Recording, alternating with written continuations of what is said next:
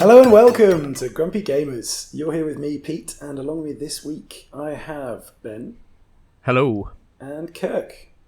Hello.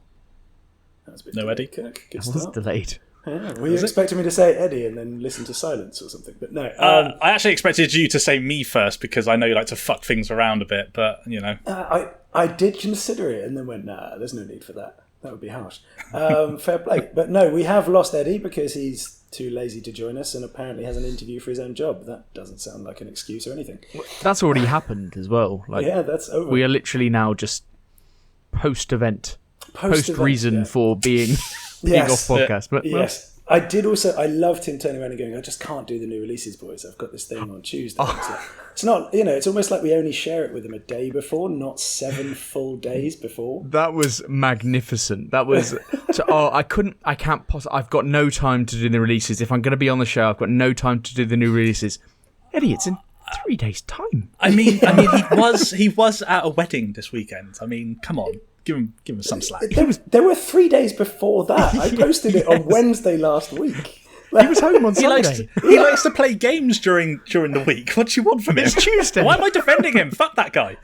Right, thank you, Kirk. That's what we wanted. Anyway, we'll move on as we always do, and we will start with the news, which includes a lot of Microsoft leaks that happened today. Yep. So yesterday, if you're listening tomorrow. Yes. We've got another large new releases section, which I've brutally culled and we'll be motoring through because a lot of it's rubbish, but there's some really good ones in there. We've got a very short what we've been playing. And to follow that, it's because we had 3 showcases. We did. Yep. The cup runneth over with showcases this week, doesn't it? I mean... Yeah, it's just like bloody Summer Games Fest, E3 all rolled into one. Exactly, it was amazing. It's just a shame one of them was spoiled. Sony, but we did have a Nintendo Direct and a Cyberpunk special. So look forward. You had to shit on Sony there, didn't you? Bet you enjoyed that, didn't you? I never like Sony showcases. We know this. Anyway, I don't think anyone does. Exactly. Thank you, Ben. That's why they get shat on. Anyway, we'll get to that. Shall we start with the quick news? Yes, let's do that. Talking of Sony, Spider-Man 2 has ray tracing in every performance mode, supposedly. So that's 30 frames, 40 frames, or 60 frames a second, and different resolutions. But yeah, ray tracing in every mode. And if you care about that, impressive stuff. Great. Let's be honest. Well, they kind of did it with the first... They added it into the first Spider-Man, didn't they? Something similar? Yeah, eventually.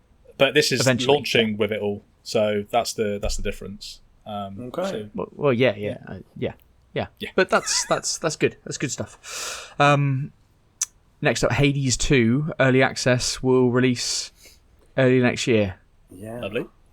To the surprise of no one. I think that was always assumed, but there we go. Very good quick news. there, but yes. Yeah. There have been more staff layoffs. This time it's at Immortals of Avium developer Ascendant, which is laid off 45%. That's 40 people. I think it sounds more when you say 45%, but yeah, 40 people of its staff due to poor sales. Yeah. It's another one, but how come people like us can call this way before, when a game just gets announced, you go like, yeah, nah. That's going to end in tears. Yes. It's sad, isn't it? But unsurprising. It is unsurprising. Yeah. Still looks really pretty, that game. Do think the character design and stuff looked really pretty. I don't think it's supposed to be bad. I think it's just a game that came out. Well, 45% of developers would disagree. Right. Yes, so spoilers for the main news, because obviously there have been so many leaks, but we couldn't put them all in the main news. So, yes, there have been a myriad of Microsoft leaks this week, one of which leaked Bethesda's roadmap, and it showed Ghostwire Tokyo 2, Doom Year Zero, Dishonored 3, a Fallout 3 remaster, and an Oblivion remaster. So they're all in the works now. We'll go into the other leaks in a minute, but this all came about when supposedly Microsoft have uploaded emails and files, etc., for the FTC case. Somebody's uploaded, not redacted, and it's all got released now. And it would appear the judge has said that it was Microsoft's doing. That this has happened. This is just somebody at Microsoft is absolutely shitting themselves right now. They didn't. This is probably just a genuine mistake, but all of these leaks that we're going to talk about, it's not great because it just shows the hand for everything, doesn't it? Everything. Yeah. Yeah. But anyway, it's not a good day. No. So that was the Bethesda stuff. Next leak showed that Phil Spencer described Nintendo as the prime asset, and acquiring Nintendo would be a career moment. Valve was also described as an opportunity if it arose, but talked about how Nintendo currently didn't view their games out of their own hardware, but Phil Spencer said that actually a merger between the two companies he thinks will be beneficial for both companies, and he just needs time for Nintendo to see that their software doesn't belong entirely on. It shouldn't the future of their software shouldn't be on their own hardware forever. These aren't the type of emails that you want to be getting out into public. Phil Spencer must be thinking, fucking nothing is sacred in this world. You can't send a goddamn fucking email without everyone seeing it. Don't put anything on paper. It was so in it. He's like, oh, this is confidential, but this has been discussed with such and such or whatever. And you're like, holy shit. Like, he must be just like, what the hell? Livid. This is just, somebody, as I said, is shitting themselves. They're losing their job. They're going to get, I don't know. Like, This is close the top 4 balcony doors moments, isn't it? Like that intern has had a really rough day.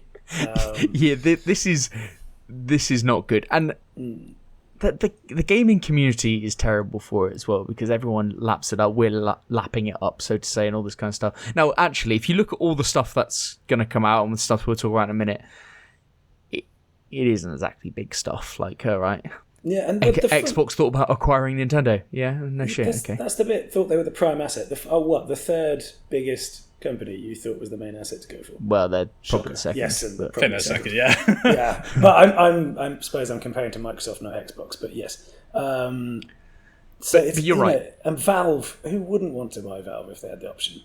Yeah. Like, none of it's that surprising. It's just normally it doesn't get published. Yes, none of it is that surprising, and even like the Bethesda leak stuff, it's like, oh yeah, okay, there's a second game here and a third game there, and the remasters of Fallout 3 and Oblivion probably interest the likes of yourself and Eddie. Yeah, yes, indeed. Although I don't know if a remaster would do enough. Well, things being called remasters may not be remasters, etc. You know, could be. It is interesting to see, but focus all of those people on Elder Scrolls 6, please, instead. Thank you very much. I want that damn game. Yeah, but yeah, it doesn't feel. I'm sure it won't feel good, and it won't feel good for Phil Spencer knowing that just his emails are just out there. Yes. Yep. Like, that is just not a good look. But anyway, let's move on to the main news, because then we can. There's been a lot gone on this week. There has, and to start with, we're going to roll it back to almost a week ago. Because old news is just as good. It's Unity, who apparently now are considering a price cap on their hugely controversial fees.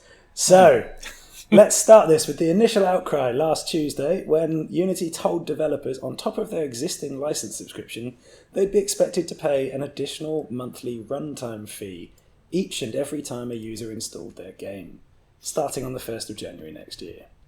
This would apply to all games, including those already in the market, that had made over 200k USD or more in the last 12 months and had at least 200k lifetime game installs.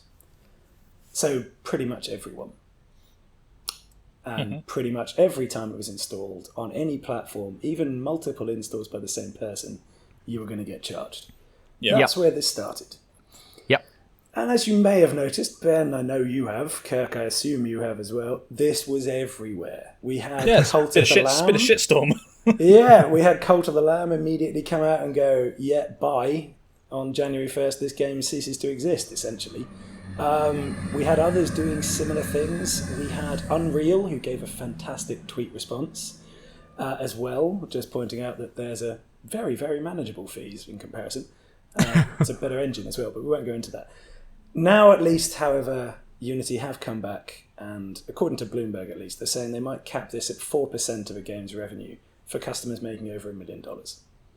And they also claim that installs will now be calculated based on a developer's self-reported data rather than Unity's own methodology. Don't know if that's going to be enough, but that's where we're up to at the moment. Apparently there was also a meeting where employees at Unity asked leadership how the company might regain some trust after the catastrophic announcement. And also pointed out that trust has been further eroded when it was discovered Unity quietly altered its terms of service in April to remove a clause that would let developers stick with previous versions of the documents if updates adversely impacted their rights. Excellent. Yeah, well played, Unity. You've really fucked this up. Yeah, they have. They've royally fucked it. Yeah, and then we had a comment from the chief executive, John Riccitello. I'm guessing that's how you say it. Yeah. I don't think there's any version of this that would have gone down a whole lot differently than what happened. I think we could have done things a lot better. Yeah, probably by not having this idea would have been a good start. It's very weird that he says, I don't think there's any version of this that would have gone down. Well, you just said you could have done things a lot better.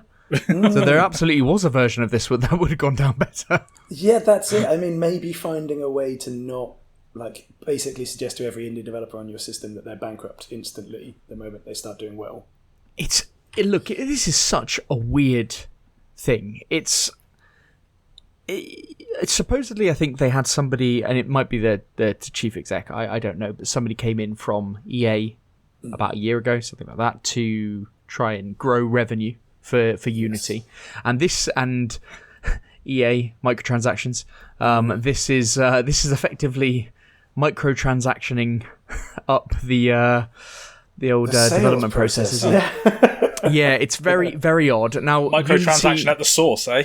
There's problems with this throughout, but it's also, as Pete said, that the installs. This is just they have no way of differentiating whether it's on the same system, whatever. It just tallies up. That's what they were saying originally, and this just seemed like absolutely perverse because people will just not use you. Yes, people will just actively not use you. This is the anti. There are alternatives. Now, if Unity was the only engine out there, then okay, then you kind of got the market capped, haven't you? But there are legitimate alternatives. This is the biggest self-sabotage I've ever seen in this industry. Yeah. This is absolutely mental. Yeah, well, the funny bit is as well, I assume they thought the captive market was the ones who were already on their system. And they're like, well, they're not going anywhere, and we've changed their terms of service, so they can't get out of this. And then you immediately see Cult of the Lamb go, all right, bye. Yeah. But you mentioned at the end there, trust. Yeah. It's like, and now they're trying. Now they said the other day, oh, we heard you. We'll rethink things. Blah blah blah. And as you said, there might be alternatives coming, and all this capping of fees and everything. You have lost the trust. No one starting a new game now is using Unity. Yes. Mm-hmm. It's over. Yeah. It's over. You've ruined it. It's done. Yeah. You would that think, is absolutely crazy. You would really think so, wouldn't you? Because the other bit is, it's now very apparent what you want to do. Yes. The amount of additional revenue you want to find. Correct. You're still going to be looking for that. So why would anyone trust that you're not going to pull something on them? You'll do something else. You'll do something, and it won't be as bad as this. But you know what? It's not as bad as what we said. I don't know. That this seems absolutely crazy that they could even consider such a thing. If it was something that's implemented and it's going forwards and it's for new games and it's I don't know, there has to be something, but that it seems less onerous because for this appears to impact so many indie developers. Yes, a huge amount of them. And beyond anything, I actually think the alteration to the terms of service is probably the bigger deal for many of them. Yeah, because it just happened in the background. Yeah, it's like you did this behind our back with a plan in the future. Yeah. Like, that's very cheeky. There was a further bit to this, I believe, where they even rolled it back and said, we will be billing the platform holders rather than going through the developers. At which point, you probably had Nintendo, Microsoft, and Sony all say, fuck off. Like we'll see you in court. Oh yeah, that's great. That, you know, that piece of paper that you said, that invoice, put it in any bin anywhere. Yeah. Like, it is not happening. Yeah, that's it. Literally. Like, it would just been a quiet word. Yeah. Think of like Pokemon, Pokemon Diamond and Pearl. I think those remakes were on Unity. You think you're gonna send Nintendo a bill for those? Yeah. I'm sorry. Yeah. What? It would be one of those of, who do you think you are? What the fuck are you talking about? And you know what's going to happen now? You know what's going to fucking happen when people say, all right, we're thinking about making a game and we want it to eventually go on Game Pass. We've got a good relationship with Microsoft, blah, blah, blah. Oh, Microsoft are going to go, oh, yeah, make sure you don't use Unity. Mm-hmm. Yes. Yeah. And PS Plus are going to say, oh, right, we're going to get it on PS Plus. Or we're going to give demos, free demo. Yeah. Oh, make sure you don't use Unity. It'll be written. It'll be in their agreements. You do not use Unity. Yeah. I mean, what a clusterfuck.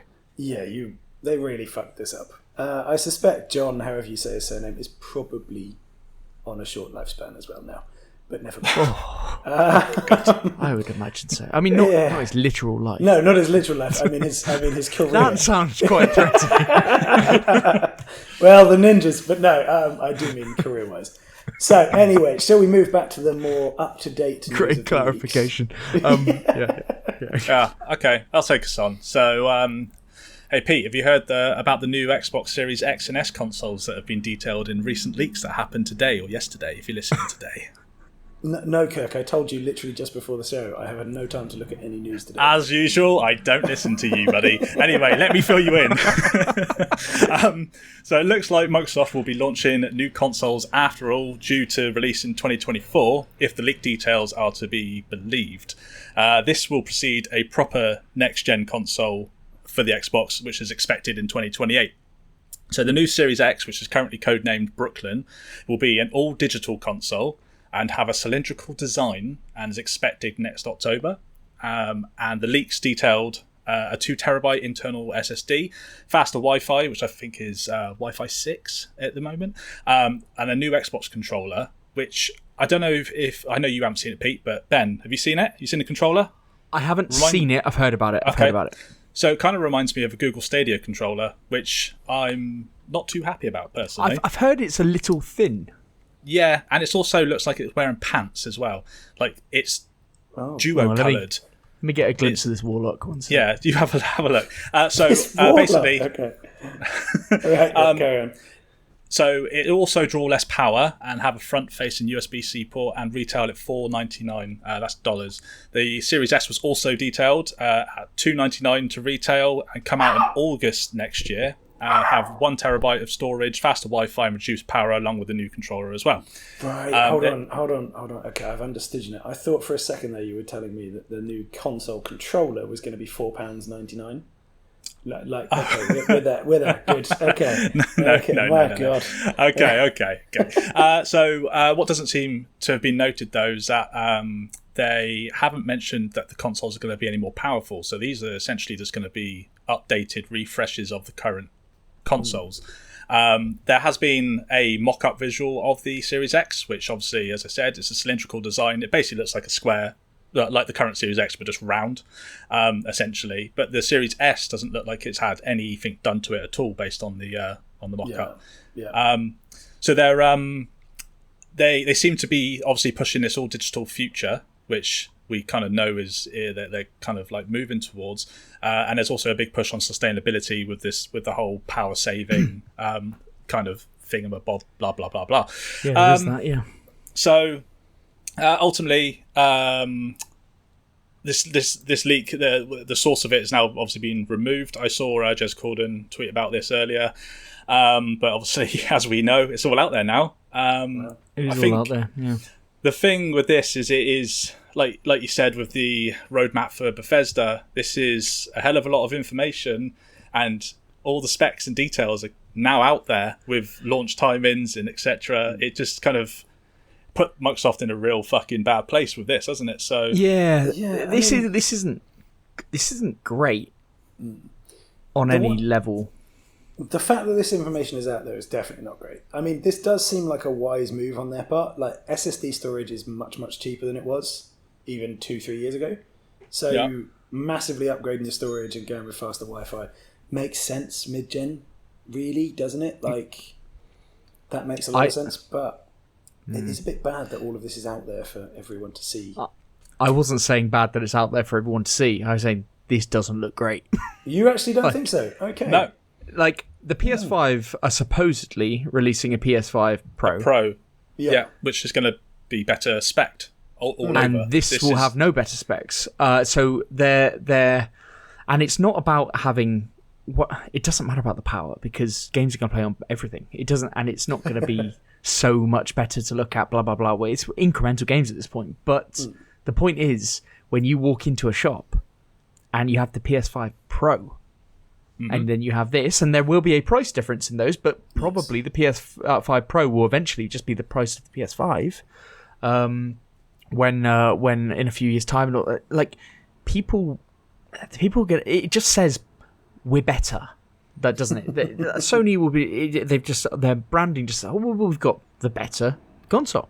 Like, not only are we the market leaders and we have all these exclusives, we have the better console, and that's just what this is showing. So whether Microsoft are going to rethink this, because remember, like, a lot of this stuff on these emails and everything, they're like from 2020. Yeah, that's true. These aren't like from last week or anything. And this mock-up could have been from ages ago. It might not be what they're doing anymore. That controller looks cool because it's gonna have haptics like the PlayStation controller, isn't it? So that's what saying. So that'll be excellent, and then more games can quieter have all buttons that as well.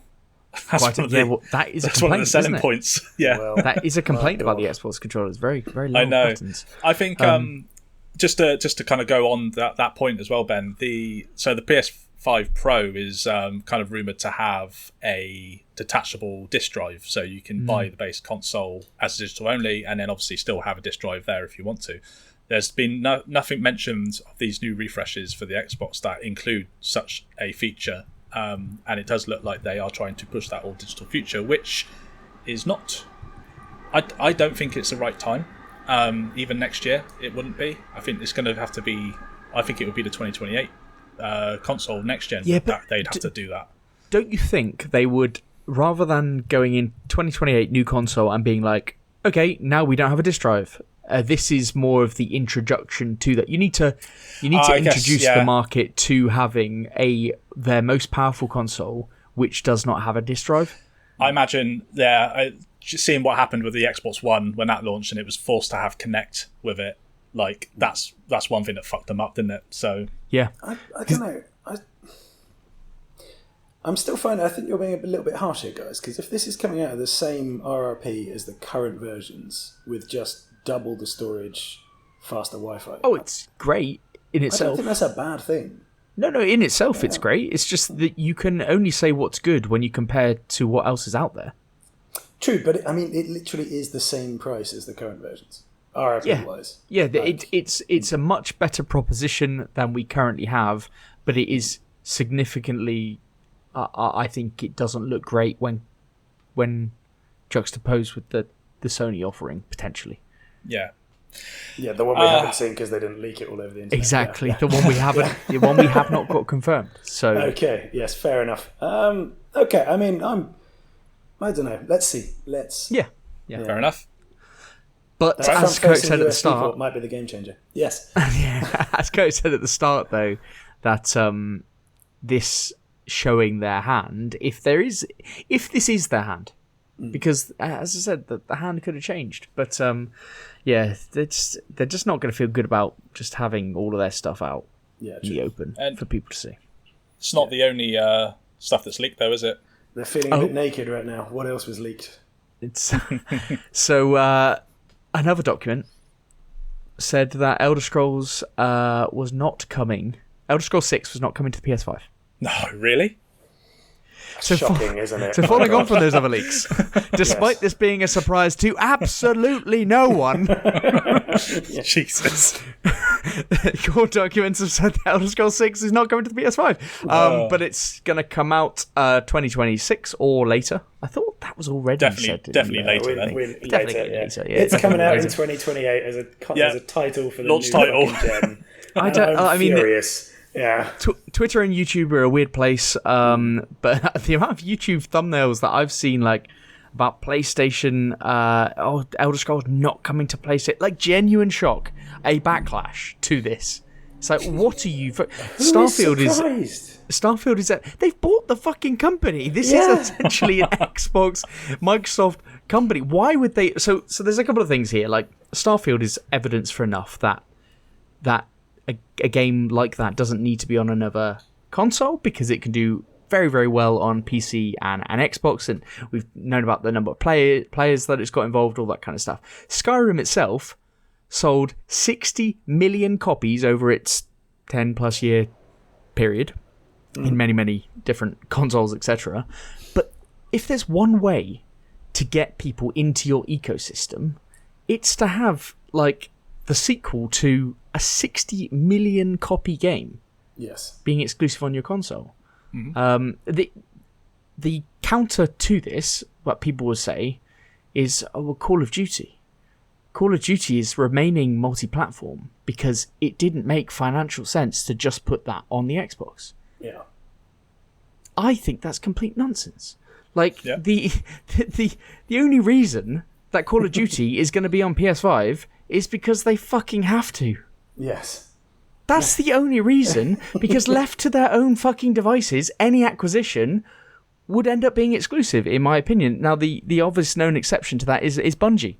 But we don't know how that deal was struck. We don't know what's gone on, what the paperwork says behind it, and what might happen, how that might change, or what they demanded during the sale process. So we don't know what concessions were made. But if everyone just had their own way, when they buy things, they'll just have it on their console. Yeah. This is not a shock. I mean, even if they don't buy things, Sony would much prefer that any game they have is only on their console. Yeah, Why absolutely. are you surprised that Xbox are the same? And it doesn't make Sony bad. It doesn't make Xbox bad. That's just natural. They want to sell consoles, right? It does make them both bad, but yes, it is perfectly natural. Yes, it makes them corporate pigs. Exactly. Yeah. It makes them the kind of scum we knew they were anyway. Exactly. Don't dress it up any. You know, as you said many times, Xbox aren't the friendly guys. Sony aren't the bad guys. Like they're just all. None of them. All care money. About They're you. all They money just grabbing want your bastards. money. That's what they are. None Absolutely, of them care about you. They just want your money. Well, this is going just touching back on Kirk's point when you're talking about the disk drive and etc. Now, Xbox have always been championing backwards compatibility, haven't they? They have. And then if you don't have a disk drive, then suddenly that game preservation thing, like you were saying, is no longer. It's whatever is the flavour is the thing that is backed. The problem with that, my only counter argument to that is their digital game preservation, because they went through a big backpat thing for when the Series X and S launched, didn't they? Like bringing 360 and Xbox titles to the newer consoles. Yeah, that's what I was saying. Because that was the flavour. They did that, and that was really well received. And because I firmly believe that over the last couple of years, Xbox have been trying to cultivate this image of being the good guys. Yes, definitely. And even with the power saving stuff on the new consoles and stuff, it's we're doing it's the right thing. It's keeping costs down and emissions for the planet. Come on, guys! All that kind of stuff. Yeah, it's all lovely. That's what they're trying to do, and I think when they can get away from these things, they will, and that might be disk drives. Yeah, but to be honest, I have to say, I think they're all consciously trying all the time to appear like the good guy. Of course. I think that's a pretty universal thing too. Sony are really Xbox have bad just been at. I was going to much say, better at it lately, when's the last time you saw Sony try to be good? Sony might Guys, try, we're raising but PS Plus now. Don't worry about it. It's fine. But I do think they're not all, very good at. They need to try harder. They really do, yeah. They could maybe hire some of Xbox's staff because they'll now know all their names from all the emails.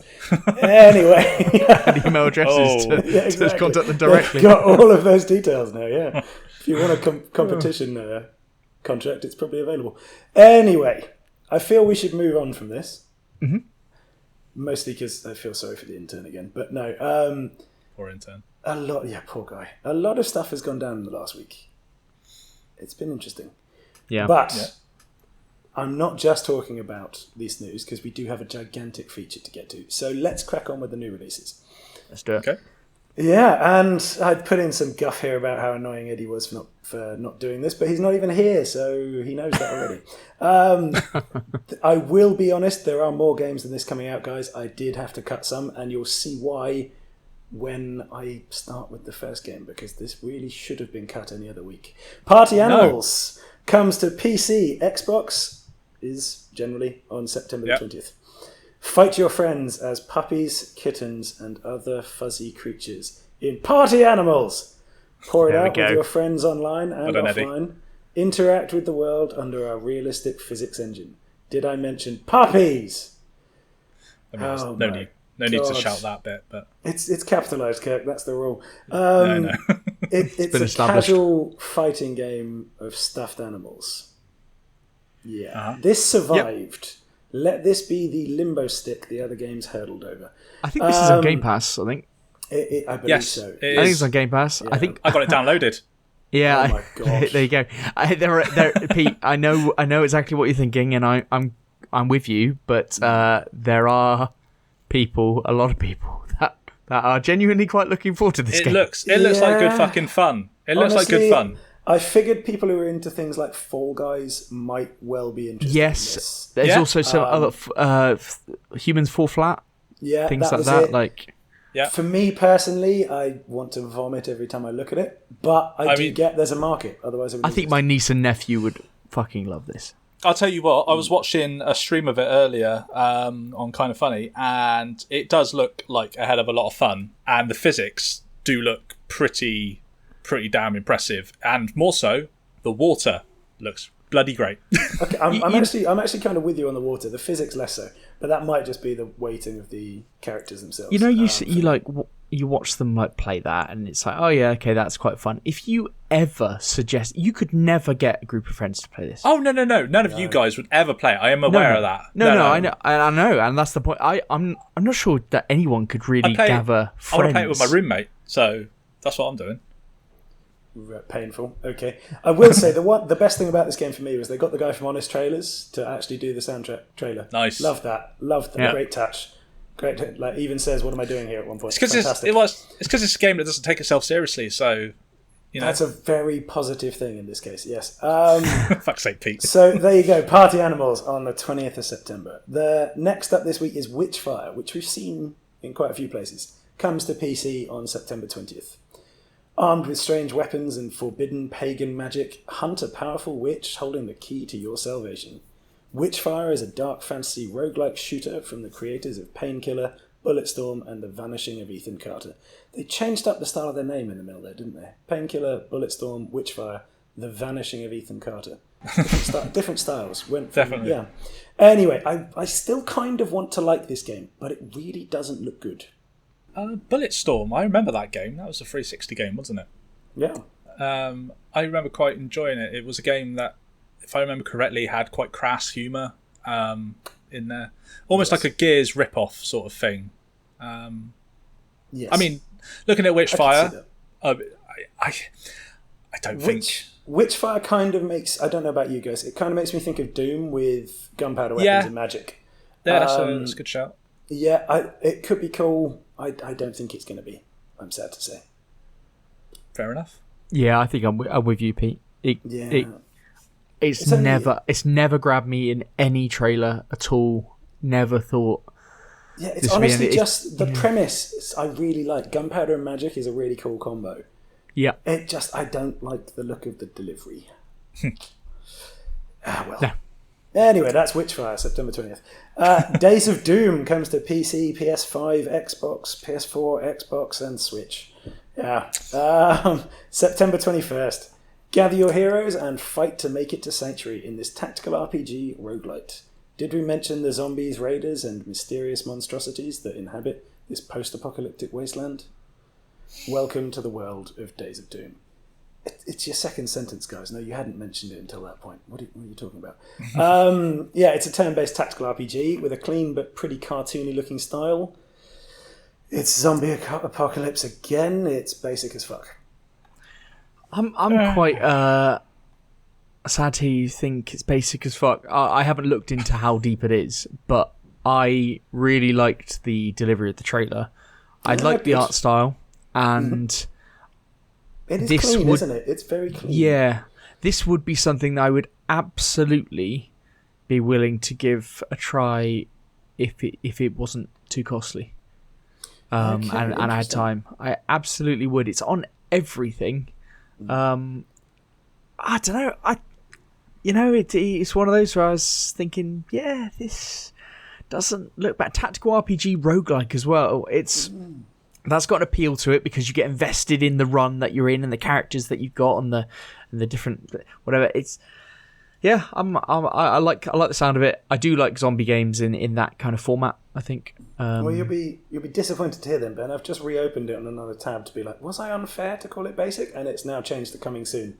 So that is no longer there. Oh, shit, really? Yeah, 2 days before. My God. Good effort, Days of Doom. Anyway, we move on. Okay, move on. Yeah, Payday 3 comes to PC, PS5, and Xbox Series X's on September the 21st. And Game Pass. It is on Game Pass, and that's a very good thing. Payday 3 is the much anticipated sequel to one of the most popular co-op shooters ever. Since its release, Payday players have been reveling in the thrill of perfectly planned and executed heist. That's what makes Payday a high-octane co-op FPS experience without equal. Fuck yeah. It's a fully capitalized title, Ben. I don't make the rules. Why do they capitalize the title of the game in the blurb 3 times when the game itself does not have a capitalized title? Yeah, it's quite impressive. But yes, Payday 3. The first 2 are incredibly well thought of by those who played it.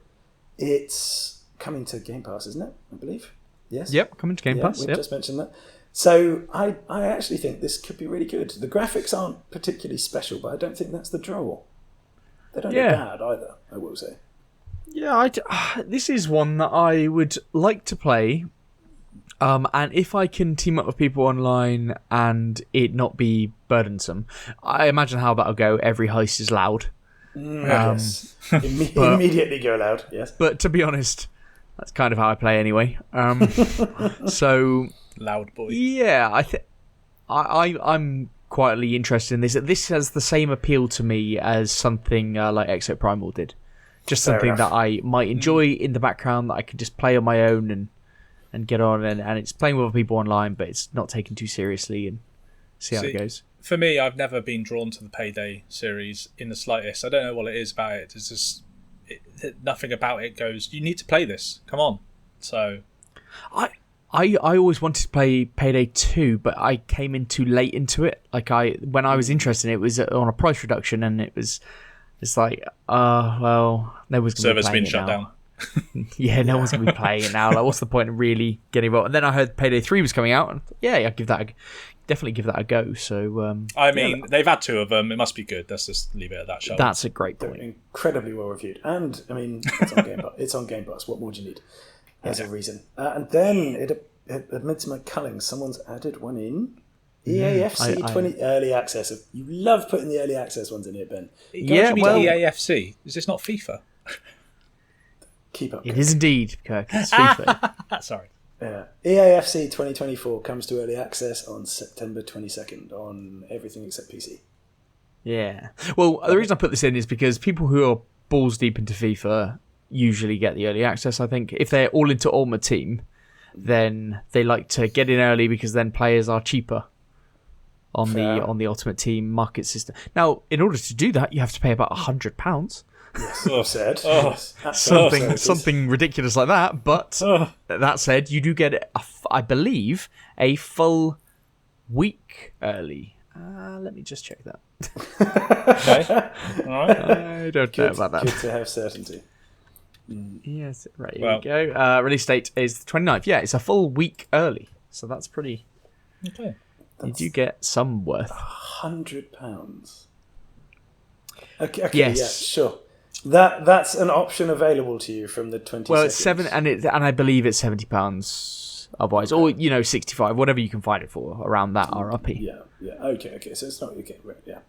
Dear God, right. Just wait a week, you crazy people. Anyway, next up we have a game called Shuyan Saga, which is coming out on September 22nd to PS5s, Xboxes, and Switch.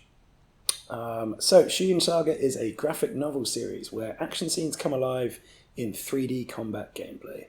Set in an ancient Chinese martial arts fantasy universe, you embark on a life-changing journey as Shuyan. So this is the console release of a very positively reviewed PC game, although I should point out there's about 12 reviews. No, it's about 250-ish, but it's still not many. It's very stylish, very well designed. It's a bit of a casual combat game. I'm not sure who it's for, but I'm sure they'll enjoy it. Yeah, because I look at this and I say, that is a wank video game. Oh. But there will be a subsect, I'm sure, that say, oh, that's right up my street. Do you know, there must be, you say about the subset, there's a lot of games that are kind of like this. It's just like a whole different world, isn't it? Let's be honest. It is, yeah. Yeah. So Massively it's just, so. yeah, And I mean, I just think... This is a big award-winning game. Like it got nominated for several. I think it won some as well. Yeah, those 12 people went to bat for it. Yeah, massively. I mean, that tells you a lot. They nominated it everywhere. Yeah, and it's not expensive. It's about 15 quid. So it's one of those... Say that to Eddie. Yeah, that's true. For Eddie, it's an absolute imposition of cost. But in general, it's not an expensive game. I get it. I don't know who wants to play through a graphic novel, but if you do, this could be a good one. Yeah, sure. Not me. Yeah. So, moving on, we've got a little bit of a gap, and then on September 25th, Project Planet Earth vs. Humanity comes to PC. Destroy humanity with virus outbreaks, asteroid impacts, and more as Planet Earth. Or team up with 5 friends as the world leaders, industry, media, scientists, and public and try to survive. Weird blurb. This is actually quite a unique game, though. It's a party game where you're either destroying humanity or protecting it. It's got branching narratives and decision impact all the way through, which should make for a different game every single time. It does actually look pretty interesting. I'm not sure who it's for. Pete, have you ever played Plague Inc.? Yes, that's... Fucking loved that game. I still go back to it now, you know? I mean, in a reason for no one on Earth is going to heaven, that got so popular in the pandemic. Yeah, I played it, and then they added a COVID mode, which is like the opposite way round. But yeah, I thought that game was brilliant. Like, yes, and this has got a lot of similarities to that. That's what I was thinking when I saw this. I was like, oh, maybe it's something along those lines. I'm not sure if it is exactly, but there seems to be something there. There's a crossover for sure. Yes, there is a definite crossover in terms of the style at the very least. Again, I do think it might be quite an interesting one to play if you had friends. None of us do, so sadly that's not an option. No, it's a single-player game for me. Exactly, yeah, so you can only destroy. I do believe you can actually play as 1 versus 5 as well, which might be even more fun in an online space. Much like that survival horror that was around a little while ago. Do you remember? Where you were the hunter or the hunted group? Oh, yeah. Is that Dead by Daylight? Was that the one? No. Name's escaping me. Are you talking about Texas Chainsaw Massacre that came out recently? No, not that horrible. No, it might well have been Dead by Daylight. No. Yeah, I can't remember. I know what one you mean, though. Yeah. Lots of tie-ins with different brands. Exactly. No, it was Dead by Daylight. 4 versus 1. Yes, it was. Okay, cool. Lovely. Thank you, Google, in the background there. Prepped, as always. So, yeah, that is Project Planet. Next up, we have the one I've been waiting for at the very least, which is Cyberpunk 2077 Phantom Liberty expansion, which comes to PC, PS5, and Xbox Series X on the 26th. Notice it's not on the old consoles. Probably for the best. Indeed. Yeah, and I think they made a wise decision there. I can't think what would have made them think that way, but still. Phantom Liberty is a new spy thriller adventure for Cyberpunk 2077. Wow, that went weird. Yeah, what happened there? I don't know. Return as a cyber-enhanced mercenary V and embark on a high-stakes mission of espionage and intrigue to save the NUS president. In the dangerous district of Dogtown, you must forge alliances within a web of shattered loyalties and sinister political machinations. Do you have what it takes to survive? Can you have a web of shattered loyalties? Surely maybe the web is what's holding the shattered pieces together. But, I mean, everybody double crosses everybody. Let's just be honest. Everyone's out to get for themselves, aren't they? So yeah, that's. I mean, yes, it conjures a nice image, but web of shattered things, just I don't know. Anyway, yes. That aside, I'm really looking forward to this. We've talked about this a lot. Everyone's seen a lot of this around. It looks sick, and we're going to talk a lot more about it in the feature. Spoilers. We are going to talk about it a lot more in the feature. Yes, we are. This is an expansion to, I think, what I currently consider my favourite RPG. So there you go. Also, spoilers for what we've been playing, but yeah, no, I'm joking. So we'll move on from that until the feature, but yeah, I can't bloody wait, and it's less than a week away. Fantastic. Yep. So we come to another heavy hitter, Paleo Pines. No, I'm joking. Oh, yeah, big time. This comes out on September the 26th as well, direct competition. It comes to PC, Switch, and consoles. Welcome to Paleo Pines, a charming island known for its friendly dinosaurs, quirky townsfolk, and mysterious past. Befriend dinos and enlist their help to fix up your ranch and farm crops to create your cozy dino sanctuary. I would like to remind you all that I culled this list. This survived. Take from that what you will about the others. It's a farming simulator with dinosaurs about building and exploring and taming the dinosaurs. It's basically Stardew Valley mixed with Pokemon. My God. It's sickening. You're making it sound great. It's sickeningly cutesy. Yeah. You can't, as if there weren't enough farms. Pete Loki likes it. That's the problem. I really don't, actually. I really, really don't. Yeah, there's not much. I know it's going to do all right. That's what annoys me most. Is it though? There's so many of these. Like, what was that one the other week, which I really like? It's called like Fae something or other. I thought it looked exceptional, and it's like, is that going to do it? There's so many of these like farming sims with a twist. I mean, this has got a nice dinosaur twist. Farming sims never seem to die. That's the other bit. They just they are timeless. They just that's not what I was saying. Either way, I hear what you're saying, Pete. You're exactly right. They are timeless. Dear fucking God. Right. And as the final one for the week, we have Truck Driver, The American Dream, coming to PS5 and Xbox Series X on the 26th. Years after the death of your father, a famous and well-respected truck driver, you decide to get your life back on track by stepping into his shoes. However, this new path doesn't come without its hardships, as the road is becoming a successful truck driver might be a hard and lonely Fucking hell. What a fucking blurb, guys. I mean, I'm just so impressed. I would have cut you otherwise. They've lent into that story big time. It's just the fact that it's a mashed potato game and they went, bang, death of your father to lead off. Hey. Less of the mashed potato, okay? I've had some complaints from listeners about you lot, all right?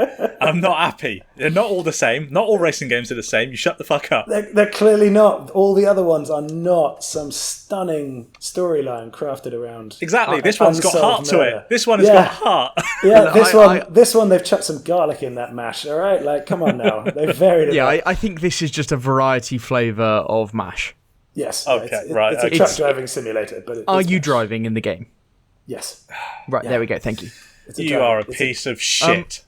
What I would say is that when I looked at this on YouTube, on like the PlayStation kind of like trailer of it, the top comment was, "I am an American, and I refute the fact that this is the American dream."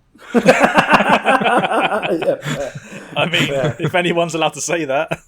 Yeah. I mean, to be honest, I'm not sure discovering what happened to your dead father is the part of the American dream as a starting point. But yeah, let's. Do you know what though? If somebody gave me this game, if somebody said, "Oh, you're gonna sit down today and all you're gonna do is play that game," like I'd be like, "Oh, okay, that's cool." You got to be really into trucks. It's No, I really would play into this. trucks. I would genuinely play this. It's Like, at these I haven't got moments time I to play it with realise everything how- else. Yeah. But this is all right.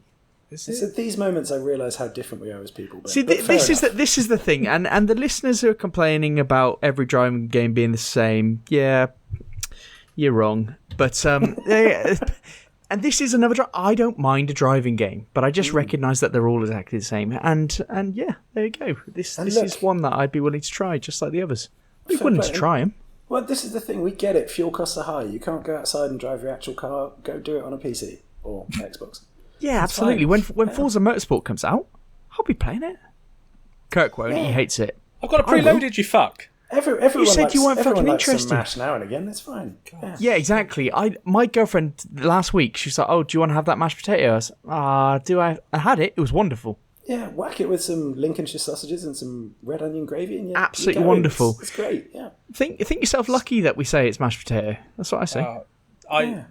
I'll fucking turn you to mashed potato if you carry on. It's very That- aggressive. Kirk. when, That's not the and tone when of you our think podcast. that sounds like a threat, I don't think I don't think you realise how You it actually wait, sounds. you wait, buddy. Well, then, this weekend's going to be an interesting one. Anyway, we're on to what we've been playing. We've been That's playing. better. Yeah. That's weird. Yes. Only Anyway, 152 episodes, Pete. Don't worry about it. yeah, look, I'm clearly slipping at this point. I'm very tired. Let's move forward, all right? So I'm pretty certain I know what we're going to talk about here because I've only been playing Starfield, and I know you had been until you suddenly stopped. Yeah. So I kind of came to my own conclusion on Starfield. I finished the main quest. 65 hours was my runtime on it, and I've got enough to kind of formulate my opinion on it. And I think there's definitely a lot of fun to be had in this game, and I think a lot of people having. I mean, Pete, you're having a fucking glorious time. I'm on 72 hours and I'm having a whale of a time, yeah. Yeah, having an absolute glorious time. So there's nothing against that. I think the fun is in setting your own goals and enjoying the tasks that you think there's value in doing. And what I mean by that is like it's the sandboxy stuff that we've talked about before, Pete. It's the sandbox game style stuff. If you really like to do outposts or weapon mods or spacesuits or ships, and if you're all in on that stuff, then this has such a depth to it. It's just for me that stuff. I know I did do all of that stuff. I did all of that stuff, but not to the nth degree. But I did all of it, and none of it particularly added a lot of layers for me that I cared too much about. I'd say. I think my main things about it were that I think the quest design is quite basic in terms of it's just a going places type thing, and you don't really need to pay attention at all as long as you follow a quest marker until at the end of the game where it's like, oh, quest markers don't mean shit anymore. So I don't know why they just decided that, but yeah. So yeah, it seems to be a lot of just go here, do that, speak to that person. All right, now go away.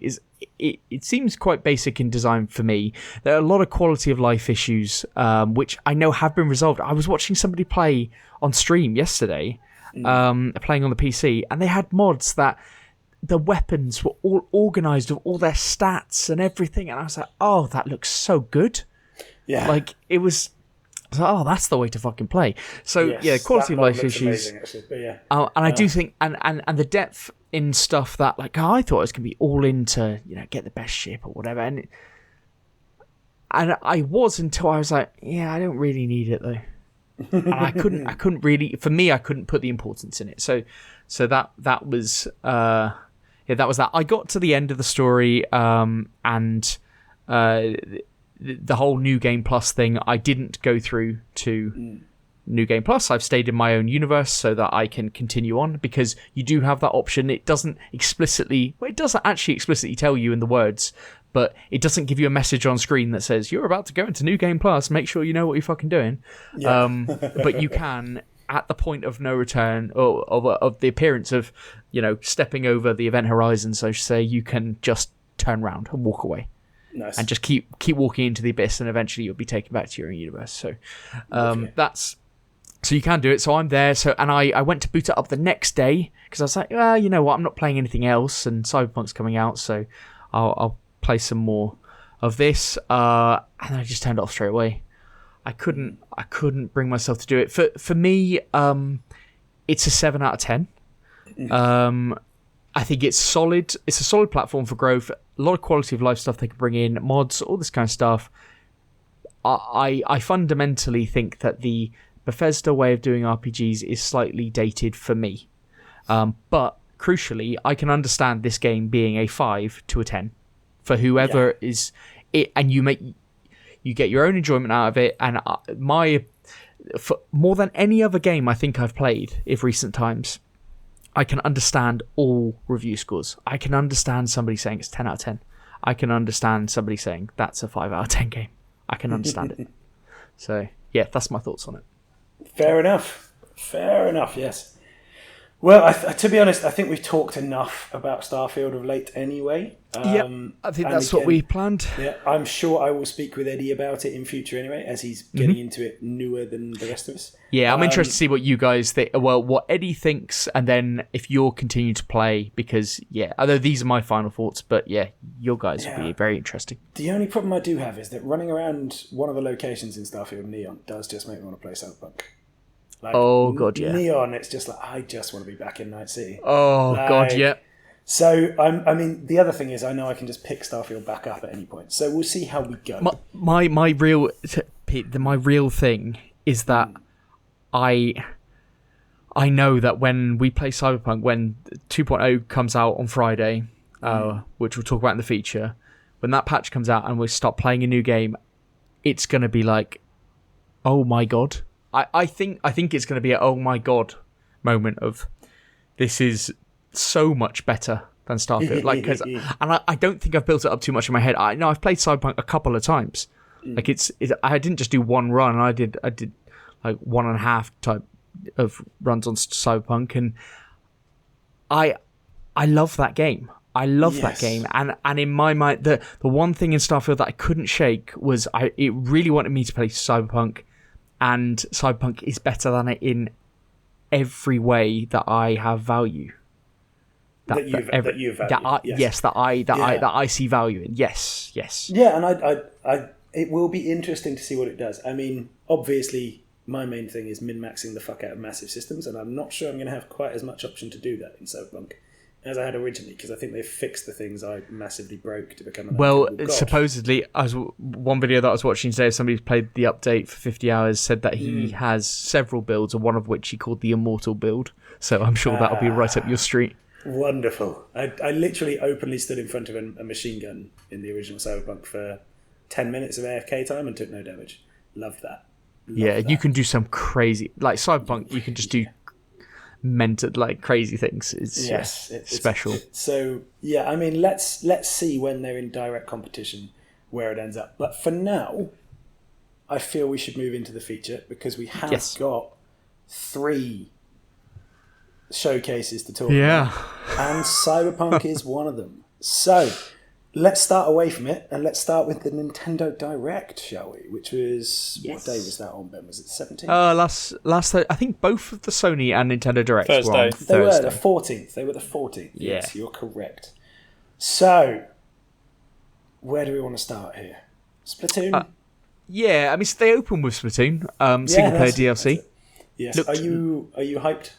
I know, because I've never got on with a single player in Splatoon. Now, this did actually look like they'd added quite a bit in terms of just making it like upgrades and all this kind of stuff, like making it seem quite good, but it has never been a way to say. I bought the original Splatoon 2 DLC when they brought in single player for the first time, and I've never felt the single player in Splatoon 3 or 2. And so I can't get on board with this, but it's huge in Japan, so sure it'll do well. Yeah, it definitely will do well, won't it? Yeah. I mean, let's just do the highlights really, because we're not going to get everything in, because they rattle through them in a 40-minute showcase. So I really like Prince of Persia. Looks excellent. It does. And it has a nostalgia factor, both for being Prince of Persia, but also for the look and style of the game. You know, that sort of the 2D platformer type thing. Yeah, Yeah. I really like it. I'm looking I think it forward looks to quite difficult as well, which and challenging, which is good from what the bits that they were showing. I also think that this will sell very well on the Switch. that. Yes, yeah, I think it very likely will do. It's a very good Switch game, isn't it? This type Yeah. of... And to be honest, it's like after Metroid Dread, I think a lot of people will be looking for a high quality 2D, like challenging platforming type thing, and I think this could fill the void. Yeah, and I do get that, by the way. I played around with a Steam Deck on the weekend and was like, I would love to play games like this on a Steam Deck. Yeah. I get where... Yeah. Get the appeal. Would be the niche if I had the Switch. The ease of it, yeah. Games like this, yeah. Well, on the 18th of January, you can play It would be an Metro option if you for me. wanted. Yeah, that's it. If I wanted to buy an outdated console and do that. Yeah, no. Anyway, Hey, other than that... it's on other consoles. Other than that, the major standout for me was Contra Operation Galuga. And that's mostly due to the abject terror I get whenever I hear Contra mentioned. Because Why is that? why do people still want to play a game that tortures you? Like, the first one, or not the very original, the first one I played, which was like the third or fourth one, they're so insanely hard. They are just brutally hard. Yeah, I've never actually played it. I can imagine it being hard. All games back then were fucking difficult as well. They were, but Contra is like the worst. Yeah, if this is the worst one, then it's like, Jesus, I can't imagine. I don't want to imagine. Genuinely, I don't know of any harder game than Contra, and I did have phases of looking for the hardest games in existence to play. And genuinely, I don't know one. So if Operation Galuga lives up to that legacy, I will not touch it. But I was amazed to see it, the second release in the Contra series in 13 years or something. I'd be so interested to see what the sales are compared to the people who have actually played this for any length of time. Like, that would be amazing. Like, I reckon this game will sell well, but all I'm saying is buy this for your kids, everybody. It'll keep them occupied for hours and they'll cry for an obvious reason. Not sure it works like that anymore. This Direct in general, like, I actually found it. I went in with no expectations, and I thought, yeah, this is actually quite nice. I actually really enjoyed the Direct. I am not a Mario game fan. Like, I despite being a huge Nintendo fan, I just never. I play the Mario games, but I've never really loved them. They're not your thing.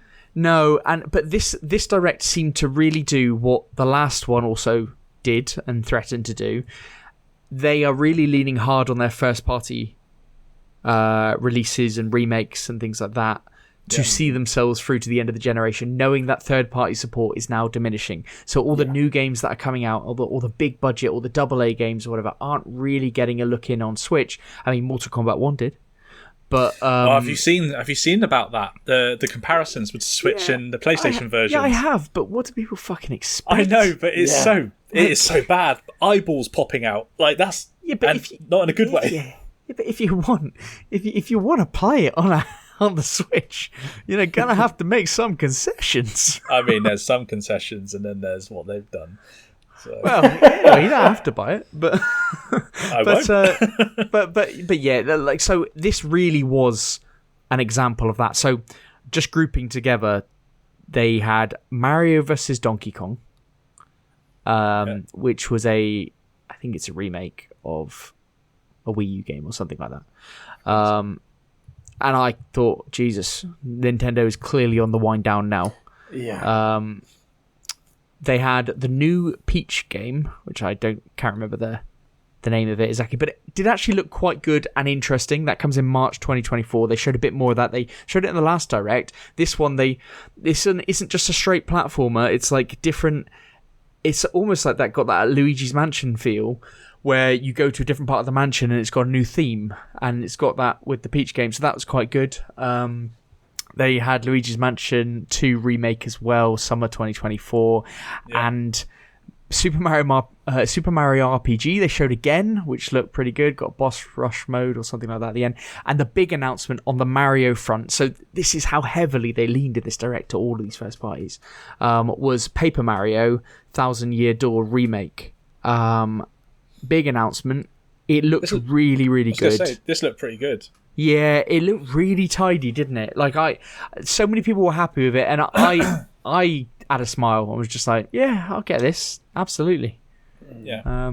So yeah, but Yeah, they have to do this. That they have to be releasing games like this because big games are not going to be coming to their system. The thing is, it doesn't matter if there's no third party coming because people are ultimately with Nintendo for Nintendo stuff, and they will lap this up. They'll lap it all up. Yeah, absolutely, and I'll enjoy some of these. They're two good shadow drops though. They had F-Zero 99, which I've been playing this week. So that's a new 99 game, like the Tetris game, and they had the Mario game. And it's F-Zero, and it's basically fucking pinball. You feel like you're racing in pinball with 99 people on a track, and it's. Is it like what's the last man standing kind of thing? No, well, it's actually 5 laps long. I think it's 5 laps, four or 5 laps, and each lap like 5 or 10 get taken off, and so at the end, like actually you just have to finish in like the top 70 or something to still be in the race. Right. But then it's about how you've placed compared to your rivals, and they put your rivals are just people that they've selected who are racing with you that are of your same skill level. So then that's how you level up and not level up. And then they've got Grand Prix and stuff as well, which is more of a last man standing through a series of races. So the field gets cut down each time. They actually, I like it. I like it. They've taken a old, like I think it's SNES game, and they've just used what they've got and then just added these modes in to make it really little bit of polish there, isn't there? Just like... there is, yeah. It is a little bit of polish, but it's smart. It's a smart little 99 game that you can just get if you've got Nintendo Switch Online. There you go. So, and they also shadow dropped Horizon Chase 2, which it's a mashed potato game. Yeah. But I enjoyed the mashed potato of the first game, Kirk. Oh, okay. It was cool. I think it's a bit of flavour in there, was there? Turbo, yes, very flavoursome. Yeah, it was very good. Cool. All right. Glad you liked it. Yeah, Dick. That was Nintendo. Yes, indeed. Sorry for my silence there for a moment. I think there is actually a helicopter overhead, which is a bit concerning for me, seeing as I live opposite Wandsworth Prison. I know you said never mind. We'll move on from that. So let's talk Sony, shall we? Yes. Yeah, let's talk Sony. And before we go into some of the options here, did you play Ghost Runner, Ben, or am I going insane? The first Ghost Runner. Have Ghost Runner, but I haven't played Ghost Runner. Okay, right. I am going mildly insane. Because Ghost Runner 2 was obviously showcased and it's coming out next month, isn't it? So yes, and it's been showcased before as well. Yeah.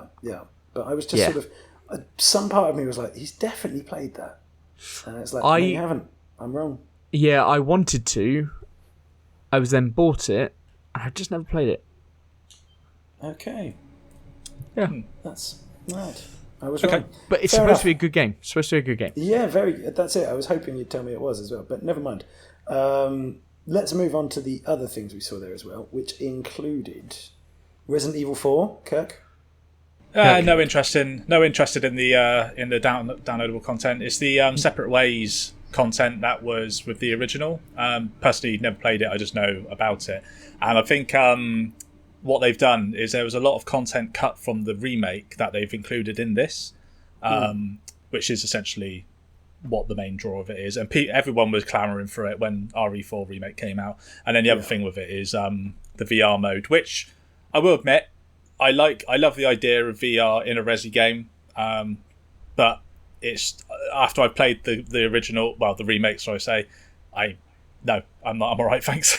So, I mean, it's just going to be Resident Evil 4 remake in VR, which I'm sure will be fucking fantastic, especially if you love the game. But they are the fucking king. Capcom are the kings of VR, aren't they? Just turning actual full games. The fact that they've made like Resi 7, 8, now 4 remake fully VR, like. This is what I've been saying about VR for so long. Like, they need things like this. They need developers like this to get behind them fully, because that is absolutely fantastic that there are AAA games, absolute, like Resident Evil is viewed as one of those franchises right at the top. You can play those games fully in VR. That is amazing. Can you imagine? VR doesn't have many experiences like that. I would absolutely fucking love it. And I would almost contemplate buying a PSVR 2 if this were the case. If they made RE2 remake in VR, because I think that would be a fucking scary time. That would be amazing, because I think that'd be awesome if they did that. But it's probably too far removed, isn't it? I think so, yeah, which is the unfortunate thing. But Resident Evil 2 remake was spectacular. Like, as obviously that was the first remake they made of in this new style, whatever, and it just looks insane. I'm actually currently playing Claire's playthrough scenario now. Yeah, I loaded that up last week. So kind of run through that a little bit. But yeah, it's the downloadable content, VR modes, great for Resi fans. There you go. That's it. What's this Mercenaries? Is that out soon? I haven't got the date for it. Let me find out the date. Do you know anything about the Mercenaries mode? I think they had this. I believe they had it in the RE3 as well. I think. I don't know. I haven't got any more information though, which is really bad. I know. Sorry. No, it's okay. It's fine. Put you on the spot there. Yeah. Sneaky bastard. I haven't got. Put you on the spot so you can Google in it. You wanted me to fill in the void, but I can't do that. Should we do a sing song? No, let's not do that. Yeah, I haven't got an answer for you. I think it comes out soon. I think Mercenaries comes out soon. I don't know what it is though. So there we go. This is where Ben edits in technical difficulties for a second, and then pops up with the answer as if it was on a script. No, let's. We'll find out what that is at some point. I'm sure. I'm sure we won't. Yeah. Okay, we won't tell anyone anyway. Okay, I will say the only things here that really got me are Final Fantasy VII Rebirth. I obviously am interested in, and Avatar. Final Fantasy Rebirth are two things on this. I will have you know. After the showcase, first off, the game is coming on 2 discs, which is fucking massive, and they've also classic got Final Fantasy, baby. Yeah. Well, I mean, it's not 4, is it? And then they've got a collector's edition, and even the hardcore Final Fantasy fans are a bit pissed off with this. They got a Sephiroth statue, which admittedly looks cool. It's 19 inches tall, but it's £350 fucking pounds. Sorry? Yeah. That is madness. Absolute fucking amazing. Madness. That is absolutely amazing. That's golden, because that costs probably approximately £2.50 to make. I know. And they're selling it. That markup is insanity. I know, mate. I mean, people will do it. This is the thing. This is where Sony's first party or exclusive games, they know how to get the money out of their fans. They really do. But they also know, do you reckon Sony encourage or tell them, like, these collector's editions? A lot of Sony exclusives have these, like God of War had it and all that kind of stuff, and they are quite cool. Like, if you're into they're just so expensive. I mean, Starfield had it as well for the Constellation with the actual watch. At least the watch is usable. Yeah. But these collector's editions are crazy prices now. Yeah, and don't even come with a disc, do they? No, they don't. No, it comes with a steelbook though, and a digital download code. So you have a steelbook, but you can't even put a disc in it. I know, great. Yeah, that's great. But Rebirth. So Rebirth being shown here was. I don't think it was known or expected. It wasn't expected. It wasn't expected. Yeah. So it's coming out on the 29th of February. So not too long to wait. Final Fantasy fans are absolutely over the moon with this, obviously. Yeah. I thought, Pete, maybe you might be interested in playing the part 1 of Final Fantasy VII Remake. I am massively interested in it. It's not cheap enough yet. Is it not? No. I suppose the price probably isn't that cheap. Well, secondhand it would be, but although it is currently on offer on Steam, so let me take. Oh no, it's still £40 with 45% off. 45% off, and it's still £40. I never finished it on. I've got it on PlayStation somewhere. I didn't finish it. I think I did 20-25 hours or something. I think I got relatively deep into it, but then just couldn't be asked in the end. I think I should really replay it, and now that it's got a graphical upgrade, I think to PS5 as well. I mean, so I think I should. It does, yeah. I think I should play that and try and get into Final Fantasy. I've never, ever, ever got into a Final Fantasy. I should really play that because this is going to be a huge game and everyone's going to be all in on it. It is. I'm really interested. I would like to play the first one and in time for the second one. The other problem we have, Ben, is I'm on a gaming laptop, as we know. I don't have a PS5. Yeah. And as I mentioned about SSD getting cheap now, the lack of SSD on my laptop is starting to really show. So anytime I see 100 gigabyte plus, I go, oh boy, fuck. Yeah, there'll be a time soon, I'm sure, when you're just going to go, I've bought a new laptop. Yeah, it's not far away. I actually might be getting a desktop. We'll see what happens. I was going to say, didn't you get? Wasn't your most recent one from 2020 just before Cyberpunk? Is that right? A little bit earlier, but yeah, only like 6 months ago. 6 months or so before that, I think. You played Cyberpunk on PC, didn't you? I did, yes, and had a wonderful time. And I will be playing Phantom Liberty on PC. But it is now reaching the point where I can pretty much only fit one game on there comfortably, along with the OS, which is a pain in the ass. That is annoying. That is annoying as hell. So yeah, okay, well. So yeah, if these aren't on Xbox, I will be buying a new thing soon. Never mind. Well, another thing that's not going to be on Xbox is Helldivers 2. That's I wanted to do Avatar first. That's on Xbox. Yeah, exactly. That's why I wanted to talk about it. But yes, no. Let's do Helldivers. Go on. Yeah, Helldivers 2. They started off relatively early in the show talking about this one. They did like a kind of staged multiplayer. I don't know if you guys saw it, like a staged multiplayer kind of match with people, like, and calling out tactical things and all. It is a bit of nonsense, but it kind of emphasised what was going on. It made me not want to play the game, but but I do have some interest in this game. I really liked the original trailer when it was shown at the was it the summer the E3 type show that Sony did. Really liked the look of it then. Again, this maybe not want to play it, but I think there's something there. Now, if this game came to a service like PlayStation Plus, you'd be all in. I would play it, yeah. Yeah, but I think this game will very much struggle if it's not on something like PlayStation Plus. Okay. Yeah. This was the game that we thought when we originally saw it was Starship Troopers. Yes, that is true. It does give that vibe, doesn't it? That's one of the main reasons why I'm interested. Yeah, fair enough. I mean, co-op third person. Yeah, I do get you. Kirk, did you see this game? Did you like it at all? This bit I did miss, and the main reason is because when we saw its announcement it was the last day of play, wasn't it? I was just like, yeah, okay, fine. I mean, come on. It's like you said, it's not going to do very well. It's not. It might do. Okay, fine. Yeah, cool. Let's talk about Avatar. Very good, thank you. So I'm actually quite excited for this. I think this looks like a really good game, to be honest. I don't know what Kirk. I'm a person of gut feeling, not anything more than that, my friend. Okay. I actually think Avatar as an idea is better explored in games than films, and I've enjoyed the films. So, okay.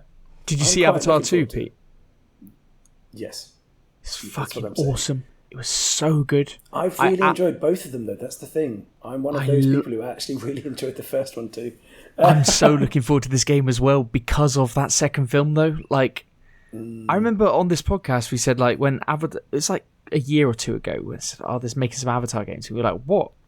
This is fucking 2010. What's going on? You did slate it. You definitely slated. And then I saw that fucking second film in the IMAX, and I was like, oh my days, I am all in on this world. Give me a game. Give me it right now.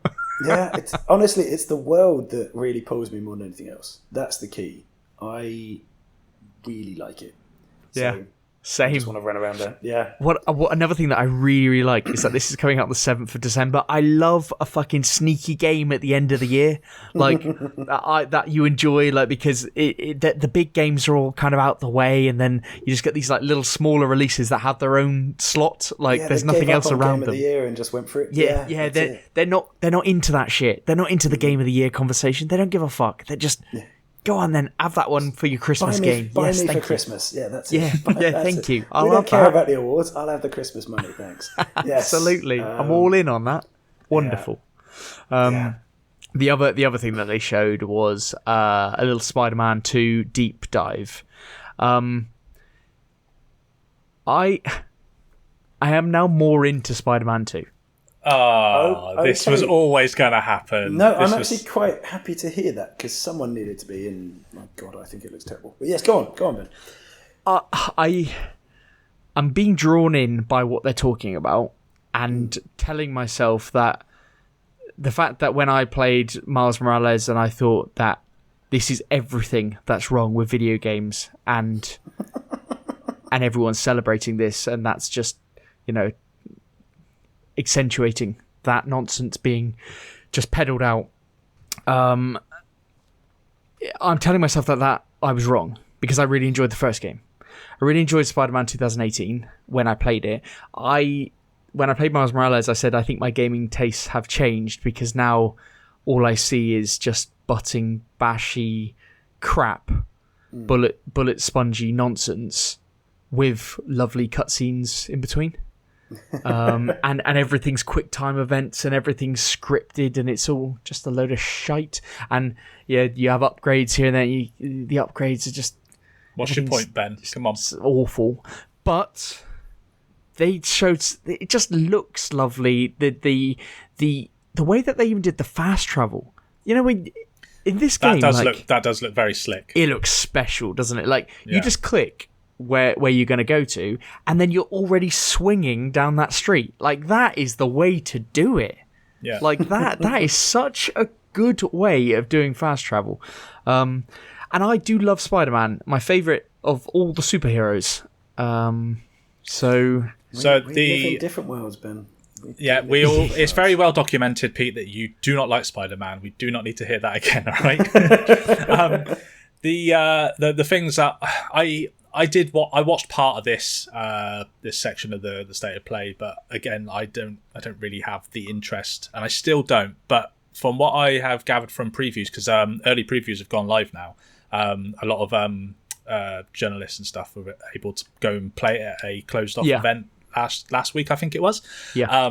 The map is apparently almost twice as big as the last one, which is surprising considering it's New York, but I believe they have different boroughs that you can go to now as well. Yeah. And then the main thing that everyone's been saying is graphically it is very, very, very impressive. And whilst they were playing it, they were like, well, this is just what 2018 Spider-Man looked like. But then they go back and play 2018 Spider-Man and like, oh, this is definitely a 5-year-old game compared to what really that's what I've heard that from a couple of outlets now.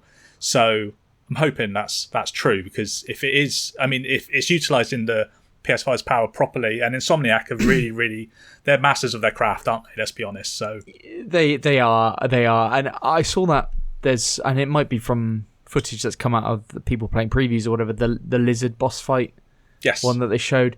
It looked really good. It looked really impressive. It looked like it would make you feel good playing it. Like, I've done that thing. Now, I don't. We'll have to wait and see. I might start playing it and go, oh, what have I done? You've wasted so much money. Try and get your money back.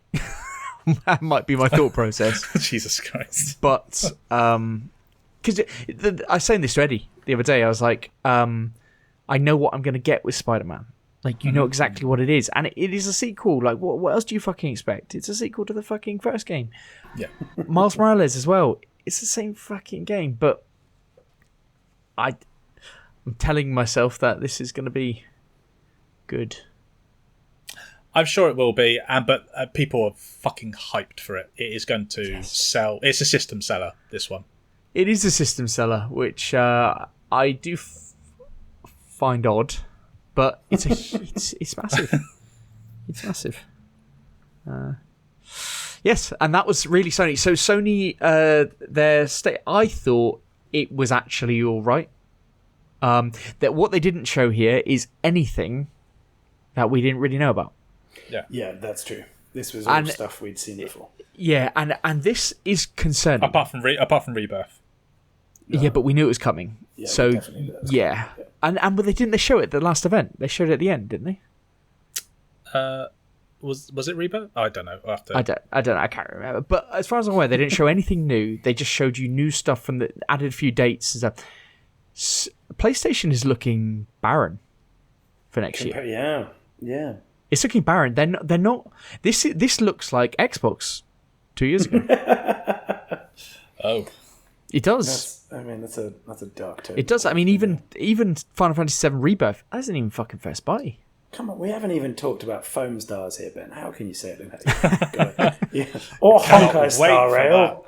No, but yeah, I think Sony is looking fucking barren, and people have been asking the question for a while. They had a new state of play. It was so funny when they had the last one in the summer, and then everyone was like, "Oh no, but there'll be a real one. There'll be the real stuff."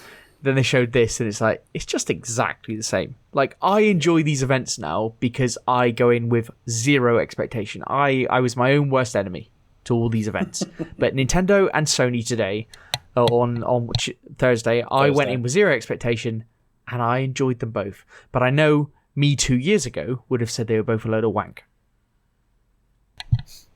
Yeah, that makes a lot of sense. That does sound like you as well. Yeah, it does sound like me. Yeah, I mean, I'm rarely impressed by Sony's showcases, but I'm not really their market, am I? No. It makes sense. I do like the look of some of these games. I'm not their market, so yeah, it's tricky for me to judge.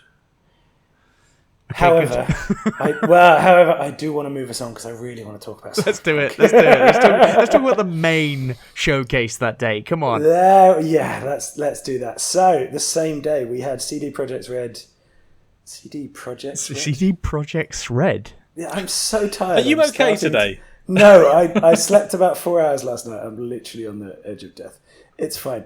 It was the 2.0 and Phantom Liberty showcase. And it looks amazing.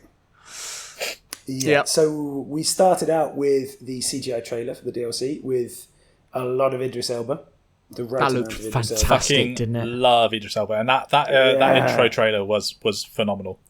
Wasn't it brilliant? They had him talking about it as he went afterwards. Like they showed it and then they went through it basically again with him talking it through. That was fucking he's definitely invested in his character in this game, isn't he? Yeah. Like, I need that from him as well, like to sell it to me, you know? Yeah. But it was also just, do you notice how good the facial capture and stuff is? It was incredible. It's so well done. My God.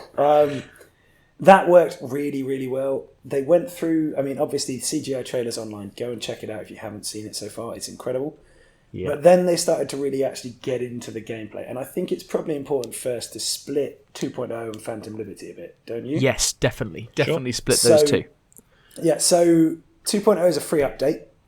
It's basically an overhaul to the entire system, starting with redesigned skill trees and perks, revamped cyberware, and a new system of capacity which allows you... Do you notice in this you're no longer gated by skill points at all? You can just buy whatever as long as you've got the money and the slots. Yes, I saw that. Yeah, and you can and you make them better through using them and putting points in different places and stuff. So yeah, and then you have vehicle combat has finally come in properly.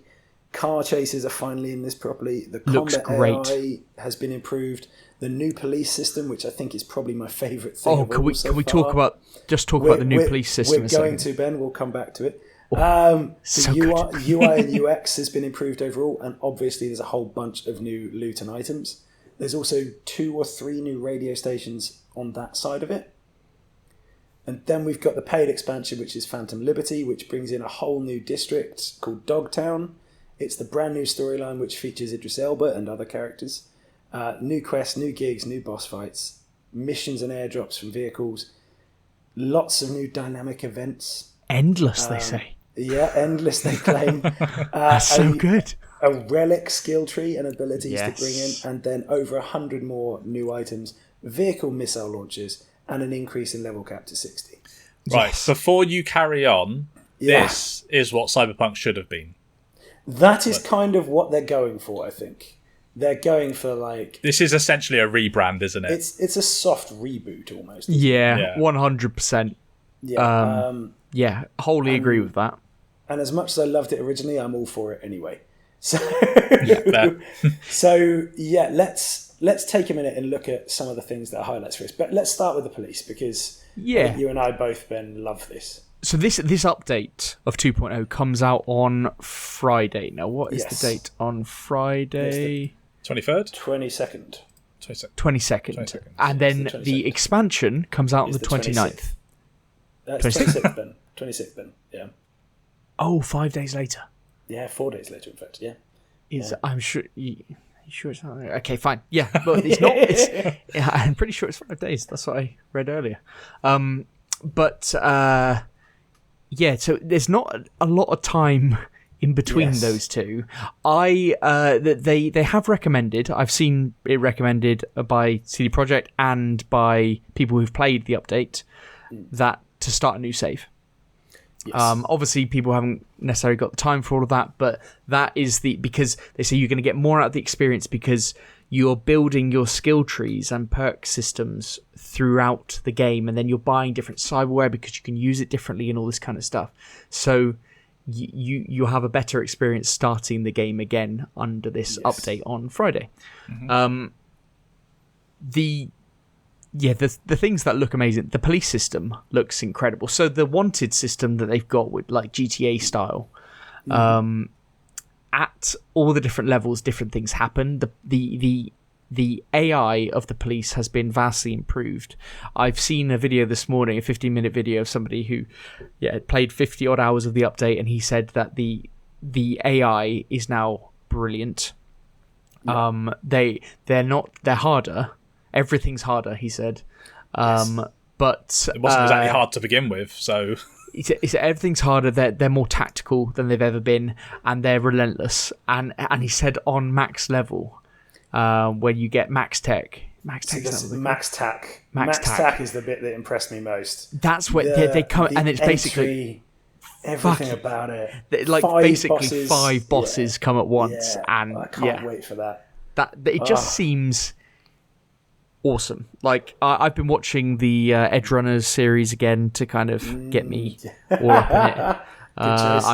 I'm about 1 episode from the end, and it's sort of too sad to watch. The new skill trees and everything, the combat that they're showing, they showed off different builds, didn't they? They did. So we saw at least 3. What was it? We had the Bullet Time Ninja. Yep. The hack and slash netrunner using a monowire. Yep. And then a solo. What do they call it? Savage Slugger Solo. That was it. Yes. And there may have been others, but I think those were the 3 features. They're the ones that they showed there, yeah. That's it. And I think it was a really good opportunity for them to showcase things like dodging and blocking bullets. Yeah. As a ninja. Actually using the Sandevistan correctly and sort of just going full on time lapse on everything. And then obviously focusing on net running, because net running was the other insanely broken build in original Cyberpunk, by the way. Much like my crafting build, essentially, where you can become so armored nothing can actually hurt you ever, which is hilarious. Net running was the one where you could press one button and everything within 500 meters died. If you did it correctly. So I think the fact that they've sort of gone, these are still going to be absurdly powerful, but it's now more detailed, there's more options, there's more weird and wonderful tweaks to go with it, was a really good thing to do with that one. The monowire is such a unique weapon as well. Where's another game you've seen that? Yeah. Anything like that? There's nothing like it. So, and that's pulled from the anime, isn't it? Exactly, yeah. So lovely it's kind of... Yeah, and it was in the tabletop RPG as well, so it's kind of just pulling stuff together really nicely. But I thought both of those two looked fantastic. The Slugger, less so for me, but that's less my gameplay style. Yeah, I think there's same. people who love it.